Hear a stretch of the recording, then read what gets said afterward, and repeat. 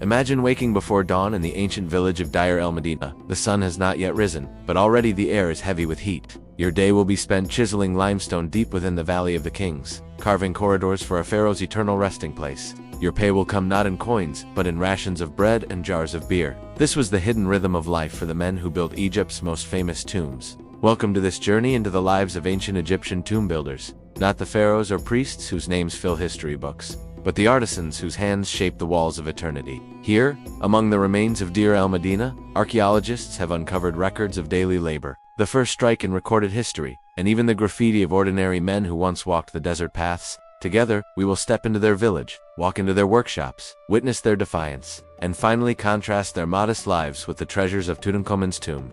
Let us begin, as they once did, with the rising sun and the start of another day in the desert. The first sound is not of birdsong, but of footsteps in the dust. You rise from a modest mud brick home, its walls cool from the night, its rooms small and simple. Around you, neighbors stir in much the same way. This is Deir el-Medina, a village purpose-built for those who carved the royal tombs. A place where workers lived with their families, their lives tied to the valley beyond. As you step outside, the cool night air gives way to the promise of scorching heat. The village comes to life around you, with the sounds of children playing, women preparing the day's meals, and men gathering their tools for the long day ahead.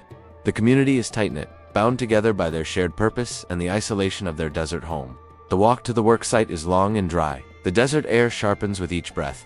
The Valley of the Kings looms ahead, a place both sacred and grueling. Here the work is slow, repetitive, and precise. With copper and later bronze chisels, mallets, and plumb lines, you and your fellow workers carve chambers into the limestone cliffs. Each strike of the tool echoes in the dim corridors, mingling with the dust that clings to skin and lungs. The rhythm of the day is marked not by hours, but by rations. At midday, a meal of flat bread and onions, washed down with beer, not the frothy kind we imagine today, but a thick, nourishing brew, closer to liquid bread. It is both food and drink, the fuel that carries you back into the rock. Despite the hardship, there is skill and pride. Artists follow after the carvers, smoothing walls for painting, sketching outlines of gods and pharaohs. Some workers specialize in plaster, others in pigments, each role essential to the creation of tombs meant to last for eternity. The air is thick with limestone dust and the scent of pigments, a constant reminder of the delicate balance between creation and preservation. But the desert takes its toll. The heat presses in, the dust is unrelenting. Injuries are common, tools wear down, and food supplies sometimes falter. The rhythm of their days was endurance, measured not in wealth or glory, but in bread, beer, and the slow deepening of corridors into stone.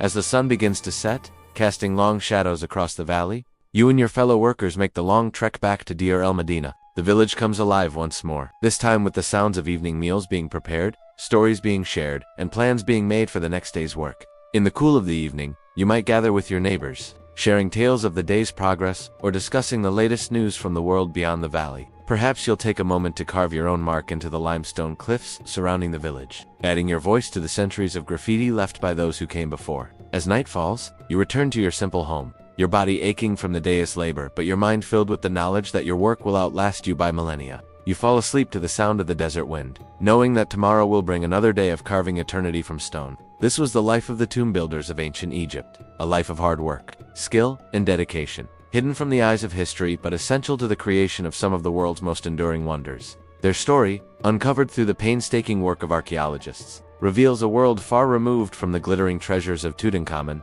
yet no less valuable to our understanding of ancient Egyptian civilization. As we close our eyes and imagine the lives of these ancient artisans, we are reminded that history is not just the story of kings and conquerors, but also of the countless hands that built the wonders we still marvel at today. The hidden truths of the tomb builders of Deir el-Medina offer us a glimpse into a world both alien and familiar, where the eternal and the everyday intertwined in the scorching heat of the Egyptian desert. From the rhythm of daily chiseling, we turn now to a rare and remarkable moment in history, a moment when ordinary workers, worn down by hunger, refused to continue their sacred task. It was the year 1157 BC. During the reign of Pharaoh Ramses III, the men of Deir el-Medina had been working deep within the Valley of the Kings, tasked with carving the tombs of their ruler and his lineage. These skilled artisans, entrusted with creating eternal resting places for the divine kings, lived and worked in a secluded village near the valley. Their lives revolved around the sacred duty of preparing the pharaohs for the afterlife, a task that required immense skill, dedication, and physical labor. Yet, as the seasons changed and the Nile's floods came and went, a crisis began to unfold. The workers' wages measured in bread, beer, and other rations began to falter. Deliveries were delayed, stores ran dry, and the workers found themselves without the sustenance needed to continue their vital work. The once steady flow of provisions that sustained their labor had become unreliable, threatening not just their work, but their very survival. Imagine yourself in that moment. The heat of the Egyptian sun beats down relentlessly, unchanged by the plight of mortal men. The tools are in hand, ready to shape stone into eternity, but the bread is gone. The beer jars stand empty, their contents a distant memory. Hunger gnaws quietly at your body, a constant reminder of the precarious situation. And so, with no food to give strength, the work simply cannot go on. In this dire circumstance, the workers of Deir el-Medina did something unprecedented in the annals of history. They laid down their tools, refusing to continue their sacred task until their basic needs were met. This was no impulsive act of rebellion, but a carefully considered decision born of desperation and unity. The workers marched, not with weapons raised in anger, but with voices raised in protest, demanding their rightful rations. They walked out of the tombs they had been carving, out of the valley that had been their workplace, and towards the officials who held the power to address their grievances. Records preserved on papyri, fragile messengers from the distant past, tell us of their words, respectful, yet firm, directed to the authorities of the time. We are hungry. We have no food.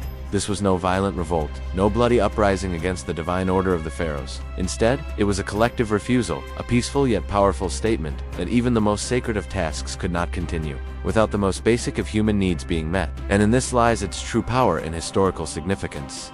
The artisans of Deir el-Medina, bound by skill and community, became the first group in recorded history to stage what we would now recognize as a labor strike. In a society where the pharaoh was considered a living god, where questioning the established order was almost unthinkable, these workers found the courage to stand up for their rights and demand fair treatment. Their actions rippled through the rigid hierarchy of ancient Egyptian society. Officials scrambled to address the situation, aware of the potential consequences of leaving the pharaoh's eternal home unfinished. Messages were sent, discussions were held, and decisions were made at the highest levels of government. Eventually, their demands were met. Rations were restored, the granaries were opened, and food once again flowed to the workers of Deir el-Medina. With their strength renewed and their grievances addressed, the artisans returned to their sacred task. The work resumed, and the tombs continued to take shape in the valley. Each chisel strike a testament to the skill and resilience of these remarkable craftsmen. Yet the event remains extraordinary, a moment that stands out in the long sweep of ancient Egyptian history. It reveals that even in a society ruled by divine kings, where the pharaoh's word was law and the afterlife dominated every aspect of life, ordinary laborers could find a way to assert their needs and to be heard. The rhythm of their days had paused, a silence within the chiseling, and in that pause, history recorded its first moment of organized labor.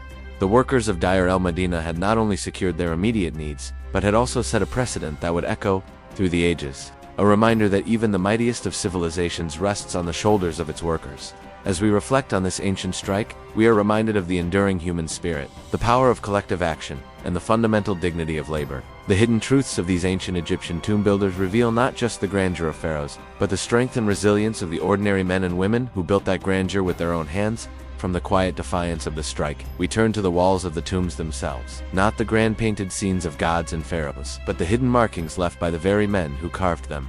Archaeologists working in the Valley of the Kings have uncovered a surprising record. Graffiti, etched or painted in corners, on rough plaster, or tucked away behind finished surfaces. These were not the official images of eternity, but the private expressions of ordinary men. Some inscriptions are simple, the names of workers, written so that their presence would not be forgotten. Others are small sketches, carved with a light hand, animals, ships, even humorous figures. One graffito depicts a man of authority, drawn in caricature, suggesting that even under the weight of sacred labor, humor and satire had their place.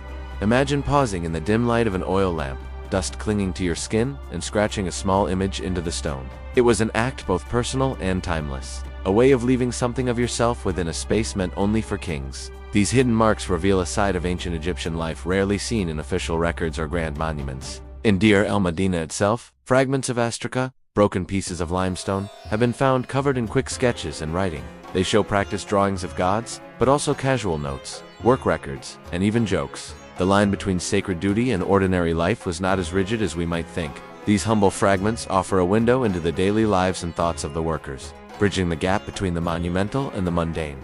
These markings reveal something precious. The workers were not anonymous tools of the state. They were individuals, with voices, humor, frustrations, and creativity. The graffiti softens the silence of stone, reminding us that behind the grandeur of Egypt's tombs were men who who teased, and who quietly signed their presence into history. In the flickering shadows of the tomb chambers, these ancient artisans left behind more than just perfectly carved hieroglyphs and painted scenes of the afterlife. They left traces of their humanity, etched into the very monuments they were tasked with creating. The rhythm of their days, measured in chisels and dust, found its echoes in these playful marks. Small human notes within monumental architecture. A quick sketch of a bird in flight, perhaps inspired by a moment's respite outside the tomb. A hastily scrawled joke about a supervisor, shared among friends during a break. These small acts of creation and communication paint a vivid picture of a community bound by shared labor and shared moments of levity. These hidden truths challenge our perceptions of ancient Egyptian society. Far from being a monolithic culture focused solely on death and the afterlife, we see a people who found joy, humor, and self-expression even in the most solemn of tasks.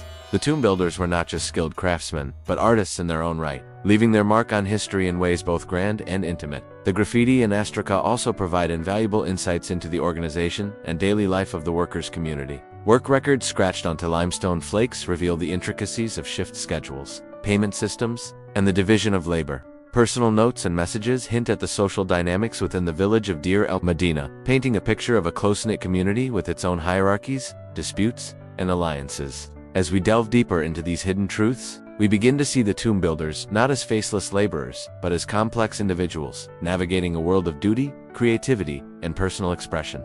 Their small acts of rebellion, a caricature here, a joke there, speak to a universal human desire to be seen, to leave a mark, to assert one's individuality in the face of overwhelming power and tradition. And now, from these humble sketches, we turn to a striking contrast. The tombs themselves, filled with treasures of unimaginable wealth, where the toil of the workers culminated in splendor that was never theirs to keep. The juxtaposition is stark, the intimate personal marks of the builders set against the grand impersonal magnificence of the pharaoh's final resting places. It is in this contrast that we find the true story of ancient Egypt. A tale not just of gods and kings, but of the men and women whose hands shaped the eternal. From the playful graffiti of the workers, we step into the chambers they carved. Not empty stone now, but filled with treasures that the world still marvels at today. The most famous of all is the tomb of Tutankhamun, discovered in 1922 by Howard Carter in the Valley of the Kings.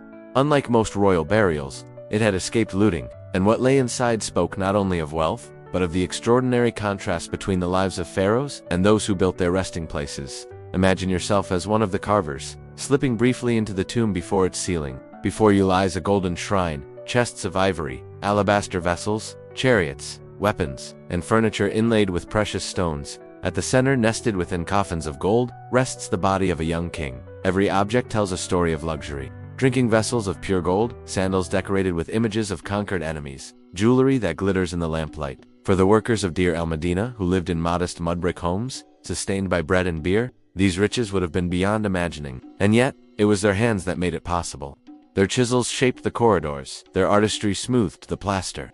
Their discipline ensured that every detail, every measurement, aligned with ritual and belief.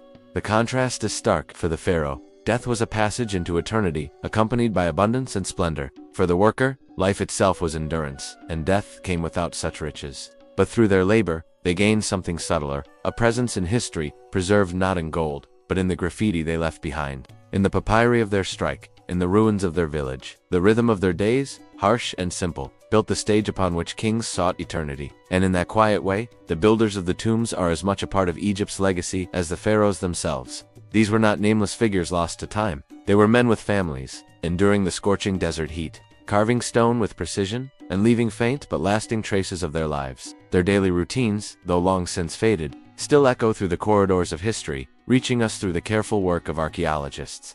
In the village of Deir el-Medina, we find more than just the remnants of their homes. We discover the first recorded labor strike in history, a testament to their sense of justice and the value they placed on their work. We see the humor in their graffiti, reminding us of their humanity amidst the grandeur of their creations.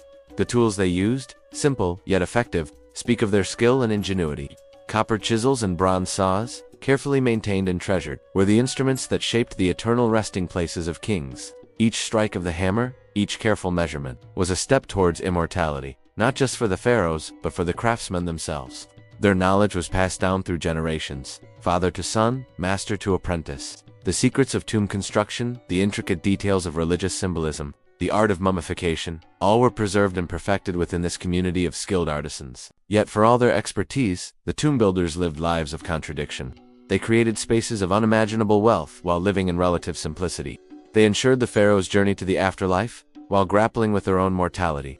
They were both essential to the kingdom and separate from it, inhabiting a world between the living and the dead. As we leave Deir el-Medina, we carry with us a deeper understanding of ancient Egypt, from the dust-filled corridors of daily labor, to the first strike in recorded history, to the graffiti that whispered of humor and humanity, and finally, to the glittering treasures of Tutankhamun's tomb. We glimpse the hidden truths of those who worked in the shadows of eternity. They were not nameless. They were men and families, enduring the desert heat, carving stone, and leaving faint but lasting traces of their lives. Their rhythm has long since faded, yet through archaeology, their voices still reach us. In the end, it is perhaps these workers, more than the pharaohs they served, who truly achieved immortality. For while the names of many kings have been lost or forgotten, the legacy of the tomb builders lives on in every hieroglyph, every painted wall, every perfectly fitted stone block that still stands today. Their story is one of resilience, of creativity, of the extraordinary achievements possible through collective effort. It reminds us that behind every great monument, every awe-inspiring artifact, there are countless unsung heroes whose skill and dedication made it all possible. If this quiet journey into the lives of Egypt's tomb builders has intrigued you, I invite you to join us again here on FactsHubHQ. Subscribe for more explorations of history, archaeology, and science, the forgotten stories that shaped our world. For in understanding the lives of those who came before us, we gain new perspectives on our own place in the grand tapestry of human history.